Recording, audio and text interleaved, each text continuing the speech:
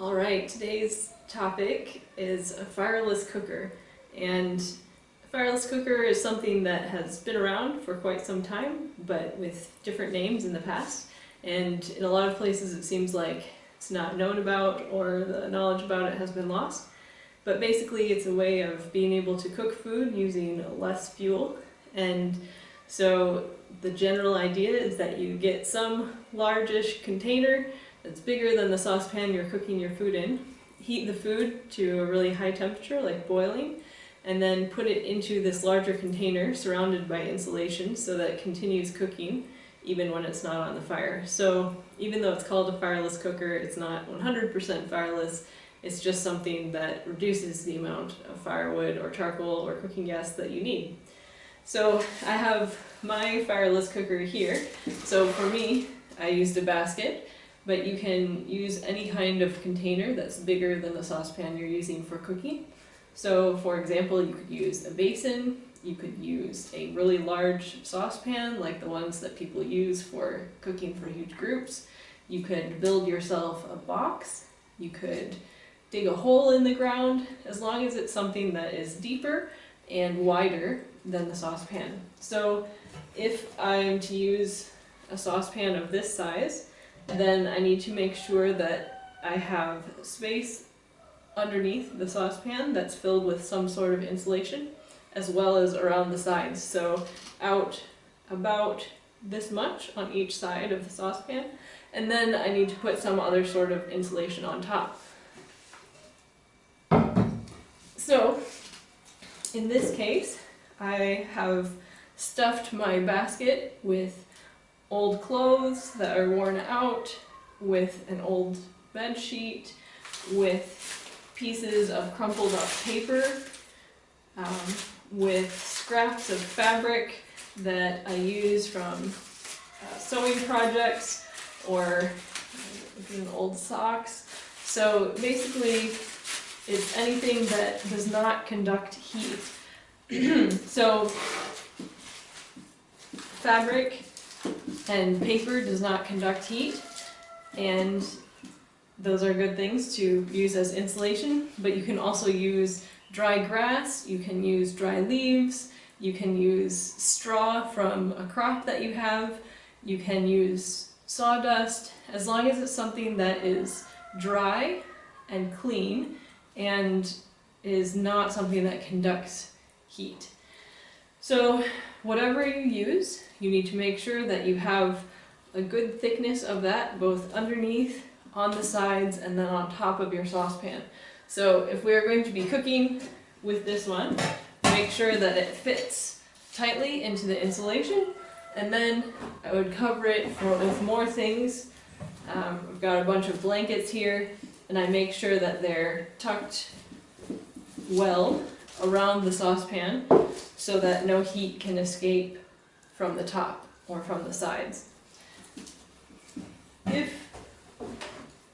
If your insulation is something like grass or straw, something that you don't want to get into your food, or if you are cooking over firewood and your saucepan is going to get all blackened from the smoke, then you should have some cloth that you don't mind getting dirty that you can wrap the saucepan with. So if it's because of the insulation material being something that you don't want to get into your food, then that is also a good reason to use this. Or if it's because of the saucepan being dirty, you have your cloth that you wrap it with before you put it inside, and then you can put your more insulation on top. So that way it keeps the fireless cooker clean, or it keeps the insulation material from getting into the food while you're cooking it.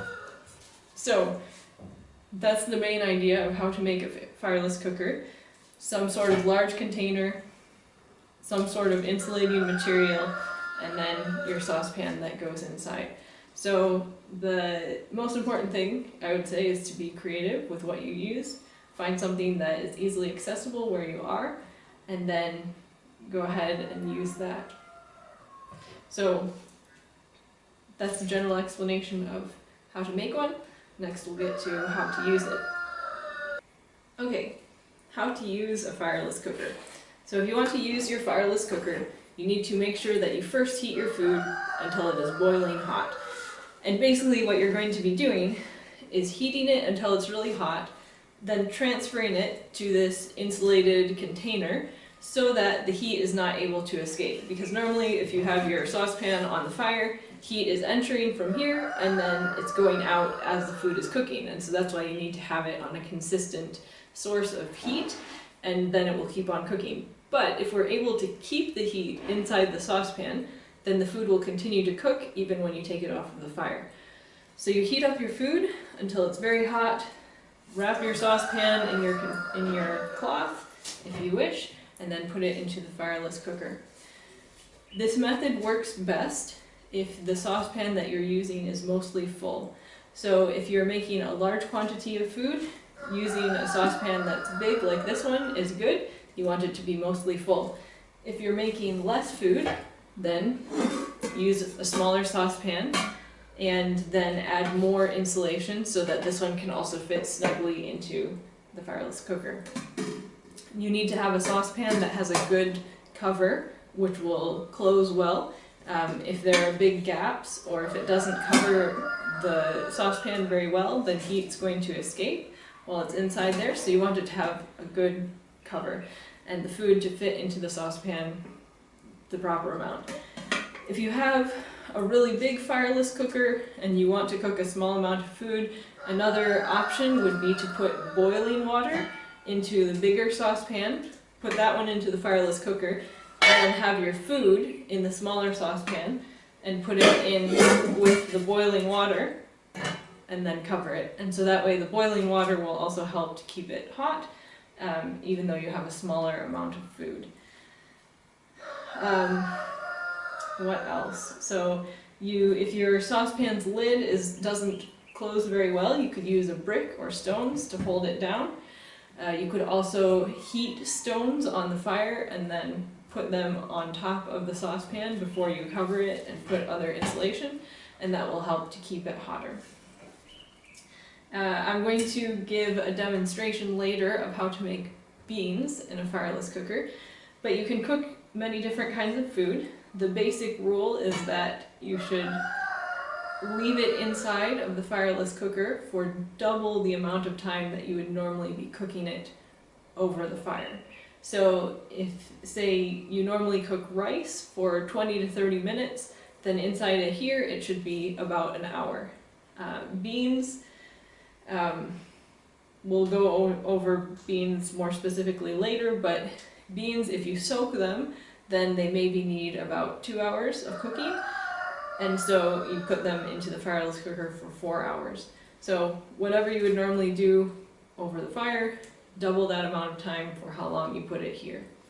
So have your large container, your smaller saucepan, some sort of insulation, and your saucepan should be mostly full and have a good fitting lid.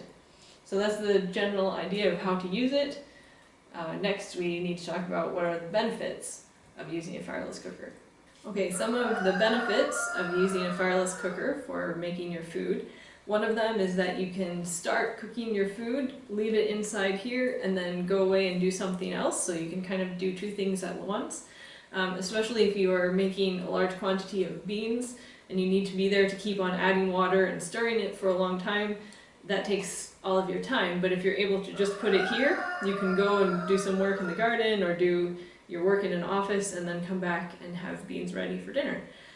Another benefit is that it's good for people's health. So if you're normally cooking over a fire that's using firewood, you're breathing in a lot of smoke in the kitchen, and this way you don't have to have the food on the fire all the time, and so you're not breathing that smoke in as much. Another benefit that people have mentioned to me is that if you have children around, it protects them from getting burned in the fire. If you have a fire going a lot and children are running around, they could fall into the fire or stick their hand into it. But this way the food is wrapped up inside of some sort of container and they're not able to touch it and get burned. Another benefit is that it's good for the environment, and if we want to take good care of God's creation, we should try to reduce the amount of trees that we cut down for making firewood or for making charcoal. And so this way you're able to cook your food using less fuel. And so that protects the trees that we use for firewood and for charcoal. Another benefit is that you're able to keep your food warm for longer. So if you make food and then it's ready, you can put it into a saucepan and wrap it up in here and keep it, and it will stay warm for later. If you don't know when somebody's going to get home for dinner, or if you have guests who are coming late, you can keep the food inside there, and then when they come, you can take it out, but it's still hot without having to keep it on the fire and not being sure when people are coming to eat it. So those are some of the benefits, and the next step will be learning how to use it, which we'll do in another lesson coming up.